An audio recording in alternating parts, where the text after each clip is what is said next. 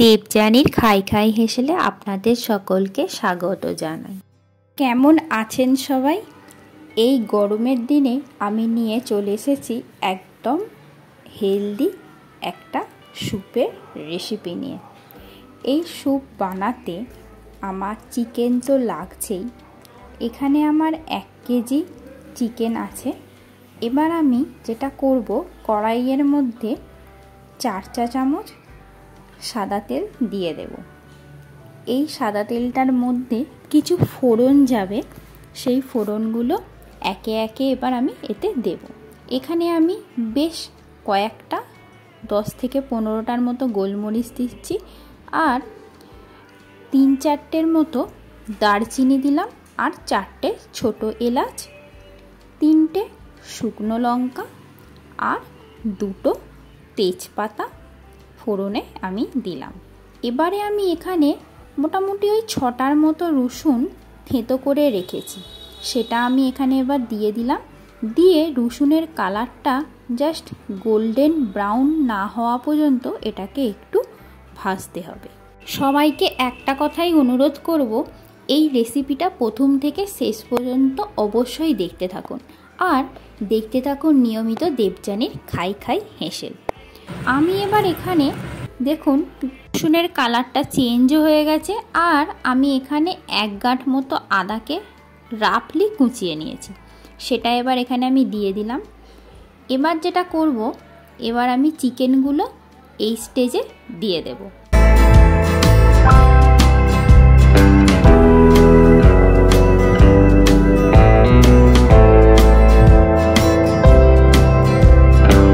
চিকেনের সাথে সাথে যে সবজিগুলো একটু দেরি হয় সেদ্ধ হতে, যেমন পেঁপে, আর এইভাবে আমি গাজর আর বিনস টুকরো করে রেখেছি। আমি পেঁপে আর গাজরটা একই সাথে মাংসের সঙ্গে দিয়ে দেব, যাতে করে মাংস আর এই সবজিগুলো একই সঙ্গে সেদ্ধ হয়ে যায়।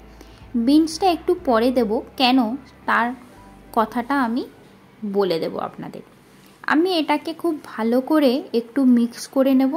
এটা মিক্স করতে করতে আপনারা দেখতেই পাবেন যে চিকেনের কালারটা চেঞ্জ হচ্ছে। এটাকে সতে পাট বলে।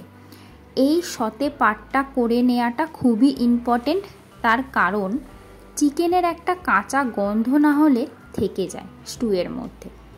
এটাকে খুব ভালো করে আমি মিশিয়ে নিচ্ছি। দেখতেই পাচ্ছেন চিকেনের কালারটা অলরেডি চেঞ্জ হয়েই গেছে। এবার আমি এটা মাঝখান থেকে একটু জায়গা করে নেব। একদম ঠিক ধরেছেন, এই জায়গাটা করে নিয়ে আমি একটু রাফলি 2টো পেঁয়াজকে কেটে রেখেছি বড় বড় সাইজের, সেটাকে আমি এখানে এবার দিয়ে দেব। দিয়ে একটু ভালো করে মিশিয়ে নেব। একটু জাস্ট হালকা হাতে এটাকে মিশিয়ে নিতে হবে।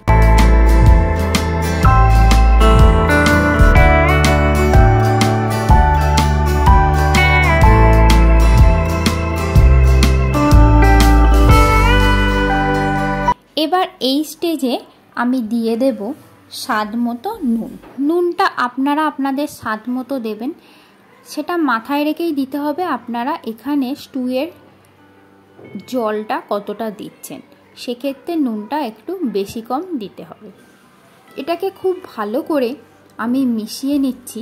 এবার আমি কি করব, জাস্ট 5 মিনিট একটু ঢাকা দেব। তাহলে কি হবে, চিকেন থেকে একটা যে ময়েশ্চার সেটা ছেড়ে আসবে, আর সবজিগুলো হাফ সেদ্ধ হয়ে যাবে। আমি এটাকে ঢাকা দিয়ে দিলাম 5 মিনিটের জন্য।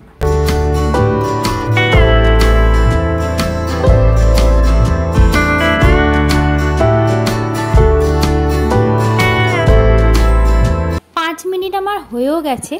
আমি ঢাকনাটা সরিয়ে আপনাদেরকে দেখাই। দেখতে পাচ্ছেন কতটা জল ছেড়ে দিয়েছে, আর চিকেনের কালারগুলো একদম চেঞ্জ, আর চিকেনের সাথে সাথে সবজিগুলো প্রায় 80% সেদ্ধ হয়ে গেছে। এবারে যেটা করব, এখানে আমি এই স্টেজে বিনসগুলো দেব। এর কারণ একটাই, বিনসের কালারটা এই স্টেজে দিলে একদম পারফেক্ট থাকবে।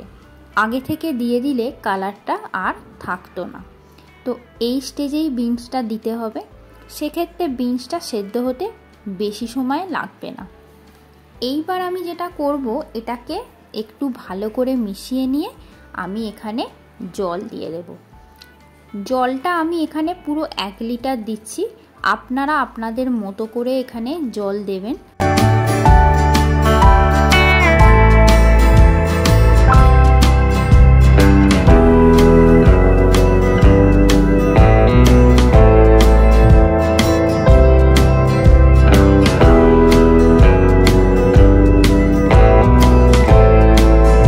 জল দেওয়ার পর এটা একটু ফুটে উঠলেই আমি এটাকে 5 মিনিট ঢাকা দেব। দেখতেই পাচ্ছেন এটা কিন্তু অলরেডি ফুটে গেছে। এবার আমি 5 মিনিট এটা ঢাকা দেব। 5 মিনিটের মধ্যে আমার কিন্তু সমস্ত যে সবজিগুলো সেদ্ধ হতে বাকি ছিল সেগুলোও সেদ্ধ হয়ে যাবে, আর চিকেনটা তো সেদ্ধ হয়েই যাবে। আমার 5 মিনিট হয়েও গেছে। দেখতেই পাচ্ছেন আমার কিন্তু সমস্ত সবজি সেদ্ধ হয়ে গেছে। এই স্টেজে আমি আরও একটা জিনিস এখানে অ্যাড করব। আপনারা দেখতেই পাচ্ছেন সবজিগুলো কত সুন্দর সেদ্ধ হয়ে গেছে। আমার কিন্তু একদম রেডি হয়ে গেছে চিকেন স্টু। এই স্টেজে আমি 1/2 কাপ দুধ এতে অ্যাড করে দেব। 1/2 কাপ দুধ দেওয়ার পর আমি এতে দিয়ে দেব বাটার। বাটারটা আমি এখানে ইউজ করছি, আপনারা চাইলে এই বাটারটা স্কিপ করতে পারেন। তার কারণ হলো এখানে যেহেতু আমার বাড়িতে বাচ্চা আছে তাই আমি এখানে বাটার ইউজ করছি। আপনারা চাইলে বাটারটাকে অবশ্যই স্কিপ করে দেবেন। এখানে আমি দিয়ে দিচ্ছি 1/2 কাপ দুধ। এরপরে আমি দিয়ে দেব 2 টেবিল চামচ বাটার। বাটারটা আবারও বলে দিচ্ছি, আপনারা চাইলে বাটারটা স্কিপ করবেন, আর আপনারা এতেই খুব ভালো টেস্ট পাবেন। এরপর শেষে আমি দিয়ে দেব 1/2 চা চামচ গোলমরিচের গুঁড়ো। ব্যাস, একদম আমার রেডি চিকেন স্টু। এবার আপনাদেরকে আরও একটা কথা বলি, প্রত্যেক দিনই আমার রান্নার মধ্যে একটা করে টিপস থাকে। আজকে একটা ছোট্ট বিউটি টিপস দেব, যেটা হলো এখন তো সবার বাড়িতেই প্রায় আম আছেই। কাঁচা পাকা 2 ধরনেরই আম আমরা খেতে শুরু করে দিয়েছি। তো ওই পাকা আমের কিছুটা পাল্প, কিছুটা মানে 1 চা চামচ পাল্প, আর 1 চা চামচ টক দই, আর 1 চা চামচ মুলতানি মাটি, 3টেকে একসঙ্গে মিশিয়ে মুখের মধ্যে মেখে কিছুক্ষণ রেখে ধুয়ে ফেলুন। দেখবেন মুখের মধ্যে একটা আলাদাই জেল্লা ফিরে এসেছে। এটাই ছিল আজকে আপনাদের জন্য বিউটি টিপস। আমি অলরেডি চিকেন স্টু সার্ভ করে দিচ্ছি। এবার আপনারা এটা বানাবেন, খাবেন, আর অবশ্যই আমাকে কমেন্ট করে জানাবেন কেমন হলো এই রেসিপিটা। আর যেতে যেতে আরও একটা কথা মনে করিয়ে দিই, যারা আমার চ্যানেলে নতুন তারা অবশ্যই আমার চ্যানেলটিকে সাবস্ক্রাইব করে পাশে থাকবেন, আর যারা পুরনো এতদিন আমার চ্যানেলটিকে সাবস্ক্রাইব করে আমার পাশে আছেন তাদেরকে অসংখ্য ধন্যবাদ জানাই আমার সাথে থাকার জন্য। আর যারা আমার চ্যানেলটিকে রিসেন্টলি সাবস্ক্রাইব করেছেন তাদেরকেও অসংখ্য ধন্যবাদ জানাই আমার চ্যানেলটিকে সাবস্ক্রাইব করে আমার পাশে থাকার জন্য। অবশ্যই আপনারা এই স্টু বানান। আপনারা ফেসবুক পেজ থেকেও আমার এই দেবযানীর খাই খাই হেসেল দেখতে পারবেন, আর আপনারা ফলো করে রাখুন দেবযানীর খাই খাই হেসেল ফেসবুক পেজ, আর ইউটিউব চ্যানেলটাকে সাবস্ক্রাইব করে রাখুন।